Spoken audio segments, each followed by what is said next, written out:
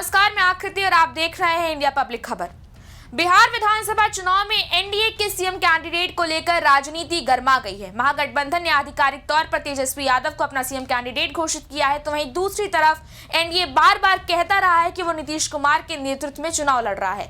ऐसे में एनडीए की तरफ से चुनाव जीतने की स्थिति में अगला सीएम कौन होगा, ये सवाल इस वक्त जोरों शोरों से उठाया जा रहा है।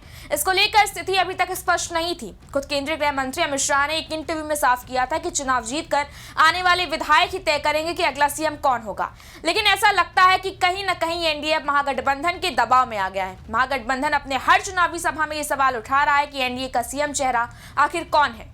दरअसल बिहार चुनाव को लेकर एक दूसरे पर सियासी हमलों का दौर शुरू हो गया है। महागठबंधन के अंदर तेजस्वी यादव को सीएम फेस बनाने की घोषणा के साथ ही एनडीए के नेताओं ने अब लालू यादव और राहुल गांधी पर निशाना साधा है। सम्राट चौधरी ने राजद और लालू परिवार पर निशाना साधते हुए कहा है कि बिहार जनता ये अच्छी तरह जानती है कि लालू यादव अपने परिवार के अलावा किसी को सत्ता में शामिल नहीं कर सकते। सम्राट चौधरी ने आरोप लगाया कि लालू परिवार ने अपने बेटे को मुख्यमंत्री का उम्मीदवार बनवाने के लिए राजनीतिक अराजकता और गुंडागर्दी का सहारा लिया। एनडीए और मुख्यमंत्री नीतीश कुमार की सरकार ने बिहार में विकास और कानून व्यवस्था को मजबूत किया। सड़क, बिजली, स्वास्थ्य, महिला सशक्तिकरण जैसी योजनाओं के जरिए जनता की भलाई के लिए ठोस कदम उठाए गए हैं। वहीं राजद परिवार केवल सत्ता की लालसा और परिवारवाद में उलझा हुआ है। सम्राट चौधरी ने जनता से अपील करते हुए कहा कि इस बार चुनाव में वो सच्चाई और विकास के पक्ष में वोट दें। सम्राट चौधरी ने यह भी कहा कि बिहार को इस वक्त ऐसे नेताओं की जरूरत है जो परिवारवाद और अराजकता की राजनीति से दूर रहकर राज्य के सर्वांगीण विकास को आगे बढ़ाएं। यही नहीं, उन्होंने एनडीए के सीएम चेहरे पर उठ रहे इन सभी सवालों पर भी विराम लगा दिया है। उन्होंने स्पष्ट तौर पर कहा है कि अगर एनडीए की जीत होती है तो नीतीश कुमार ही सीएम बनेंगे। मुंगेर जिले की तारापुर सीट से चुनाव मैदान में उतरे सम्राट चौधरी ने मीडिया से बातचीत में कहा कि भाजपा जल्द ही एक घोषणा पत्र जारी करेगी। हम अपने सहयोगी दलों के साथ ही इसे तैयार कर रहे हैं। हम बिहार के विकास के लिए अब तक पूरा नहीं किए जा सके वादों को अगले 5 साल में पूरा करेंगे। हम बिहार में अगले 5 साल में 20 लाख करोड़ रुपए का निवेश लाएंगे। हमारे पास अभी 7,282 एकड़ का लैंड रिजर्व है। हमने 14,000 एकड़ जमीन खरीदी है और हमारा लक्ष्य राज्य में 50,000 एकड़ का लैंड बैंक बनाने का है। विपक्ष पर निशाना साधते हुए उन्होंने कहा कि हमारे यहाँ कोई वैकेंसी नहीं है। नीतीश जी सीएम हैं और आगे भी रहेंगे।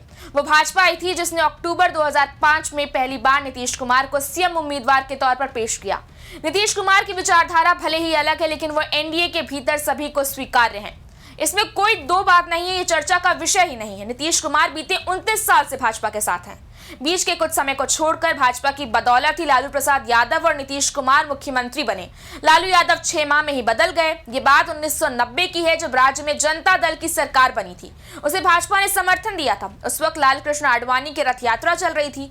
बिहार में आडवाणी की गिरफ्तारी के बाद भाजपा ने जनता दल से समर्थन वापस ले लिया था, लेकिन नीतीश कुमार भाजपा के साथ बने रहे।